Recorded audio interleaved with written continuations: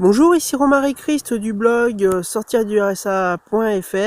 Donc aujourd'hui je vais vous parler, je vais vous dire comment réagir lorsque vous avez une panne d'un appareil électronique par exemple.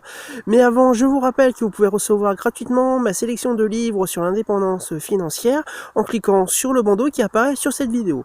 Alors effectivement, il arrive et il vous arrivera forcément une panne d'un appareil électronique. Par exemple, alors je vais prendre l'exemple d'un ordinateur, notamment lorsque vous travaillez dessus. Effectivement, lorsque votre appareil tombe en panne, vous êtes en train de travailler tranquillement dessus, et clac, il n'y a plus rien, écran noir, fini, foutu.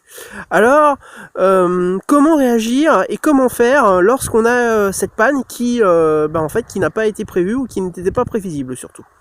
Alors la première astuce, c'est celle qu'on utilise le plus et que l'on connaît le plus. Et en fait, c'est de racheter un appareil. Effectivement, on peut toujours racheter un appareil donc par exemple un ordinateur, dès qu'il ne marche plus.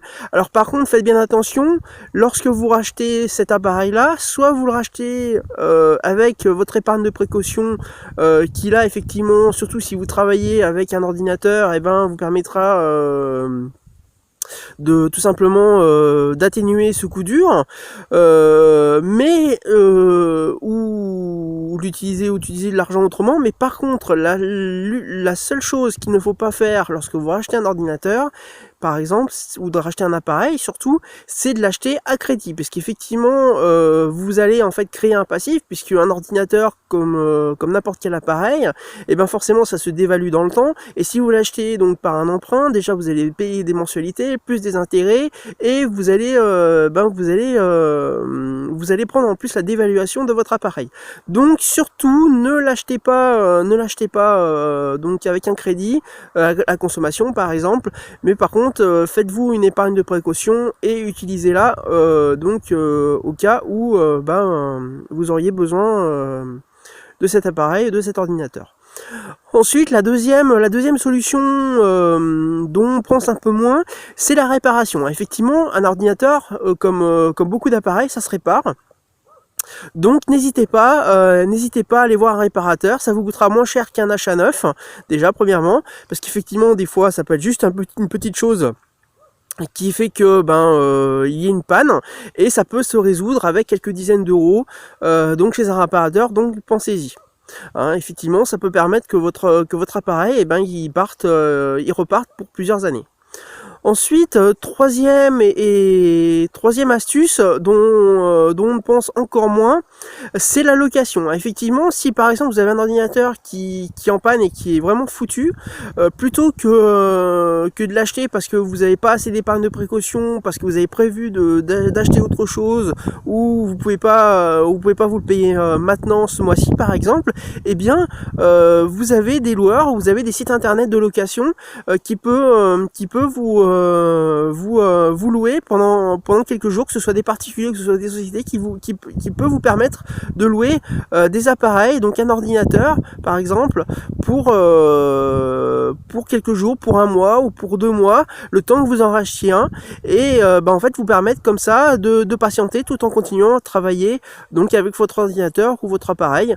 Donc c'est une solution qu'il faut absolument penser.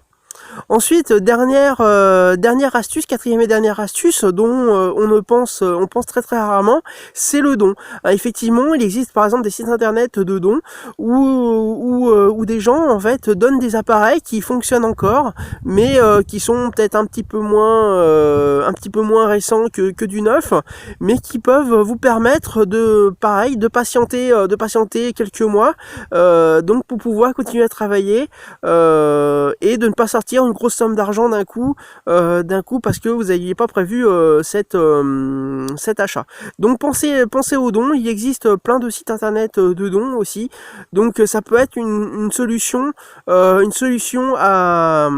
à court terme, et également à bas coût, puisque là à ce moment-là vous aurez éventuellement que le déplacement à faire, et encore peut-être qu'on pourra vous l'envoyer par la poste.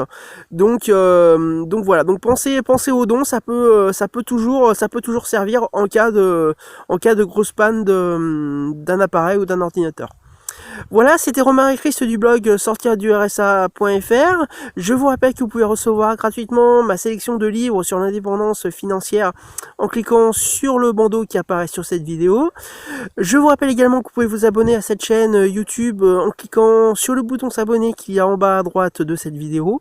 Et je vous rappelle également que j'ai besoin de votre suivi. Donc si vous avez aimé cette vidéo, n'hésitez pas à cliquer sur le pouce levé, donc il est en bas, tout en bas, et de partager la vidéo. Voilà, je vous dis à très bientôt.